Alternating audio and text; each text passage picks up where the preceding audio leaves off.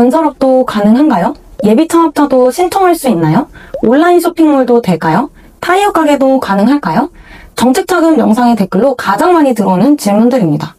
저는 정책자금 실무 컨설턴트 자격 인증을 가지고 있고 중소기업 금융지도사로 활동하면서 중소기업과 소상공인의 자금 문제를 돕고 있어요. 많은 분들이 이렇게 물어보세요. 내 업종도 가능한가요? 창업 전인데 가능할까요? 조건이 정말 안 좋은데 받을 수 있을까요? 이 영상에서는 이 질문들에 대한 오해를 풀어드리고 정책자금을 제대로 접근하는 방법을 알려드리도록 하겠습니다. 세부적인 건 조금씩 달라도 대부분 비슷한 문제를 겪고 계실 텐데요. 이런 상황에서 문제를 잘못 해결하면 이런 결과가 나옵니다.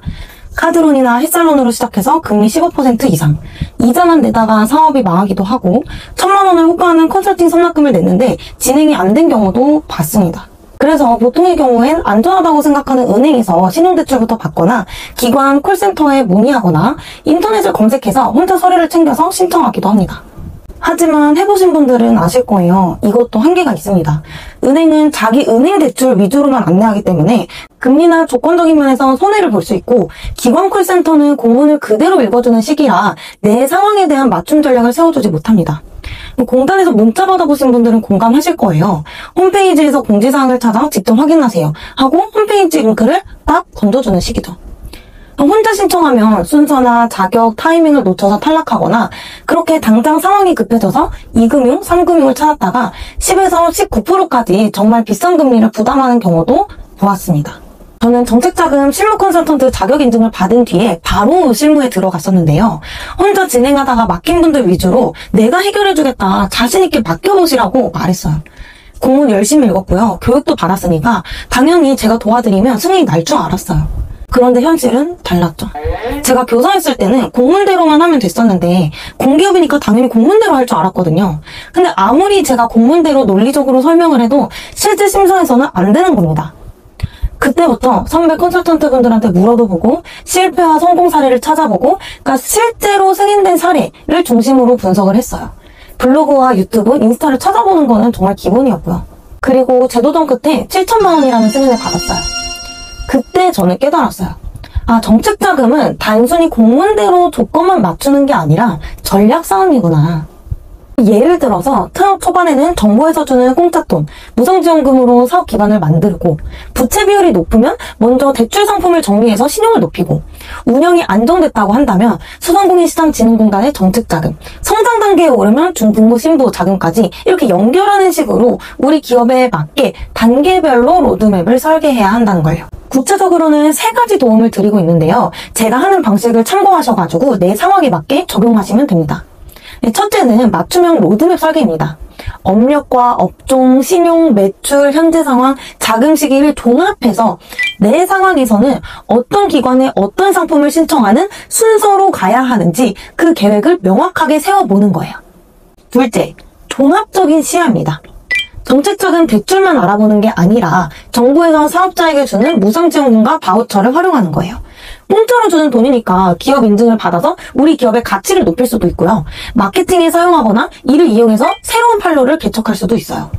그 외에도 금리를 인하할 수 있는 중소기업, 여성기업, 창업기업 등 각종 확인서를 발급받으시고 세무 컨설팅, 노무 컨설팅까지 저는 종합적으로 연결해서 현 사업에 맞는 종합자금 전략을 세웁니다.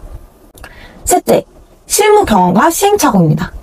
아까도 말씀드렸듯이 책이나 공문으로만 아는 건 한계가 있다고 말씀드렸죠. 실제 실패와 실제 성공을 다 겪으면서 쌓은 실무 노하우가 도움이 됩니다. 사실 성공이 아니라 실패 사례를 사는 거라고 생각해요. 그래야 내가 겪을 시행착오를 줄여나갈 수 있거든요. 그런데 여기에는 중요한 대전제가 있습니다. 저는 크몽처럼 단순히 서류를 대행해주는 대행업체가 아닙니다. 대표님과 함께 고민하고 방향을 잡아나가는 자문 서비스를 제공하는 거죠. 그래서 대표님이 이걸 실행할 의지가 있는지, 사업의 의지가 있는지가 정말 중요합니다. 저에게 문의를 주시는 분들은 둘 중 하나인데요. 첫 번째는 처음부터 나는 제대로 된 컨설팅을 받아서 재무 설계와 자금 조달을 안정적으로 받고 싶다 하시는 분. 둘째는 혼자서 이것저것 시도하다가 잘 안 돼서 결국 도움을 요청하시는 분. 그러니까 어떤 사례라고 하더라도 결국은 대표님이 저를 찾는 건 제가 실패와 성공 속에서 쌓은 경험과 시간을 레버리지 하기 위해서라고 생각해요. 그런데 이걸 다 알려드려도 실행할 의지가 없다면 소용이 없더라고요. 저는 가능성을 조금이라도 있는 대표님을 만나는 게 수익성하고 직결되기 때문에 굉장히 보수적으로 판단합니다. 그런데도 제가 어렵지만 한번 해보겠다라고 말씀드렸다면 저 역시 제 시간과 노력을 걸고 도전하겠다는 의미거든요. 혹시 상담에서 그런 안내를 받으셨다면 그 기회는 놓치지 않으셨으면 좋겠어요. 내 사업, 내 아이템, 내 기술, 이 본질에는 자신이 있지만 자금 쪽으로는 내가 잘 모르겠다. 시간이 부족해서 믿을 만한 컨설턴트가 필요하다 하셨다면 제 영상이 그 판단을 하는데 조금은 도움이 되셨을 거예요. 반대로 자금이 필요한 시기까지 내가 시행착오를 겪어낼 만큼 충분한 시간적 여유가 있으시다면 혼자 진행하셔도 충분하다고 생각해요. 이건 정말 솔직한 제 의견입니다. 하지만 그게 아니라 시간이 부족하거나 여유가 없는 상황이라면 믿을 만한 마음이 가는 컨설턴트를 구하시는 것도 좋은 방법일 겁니다.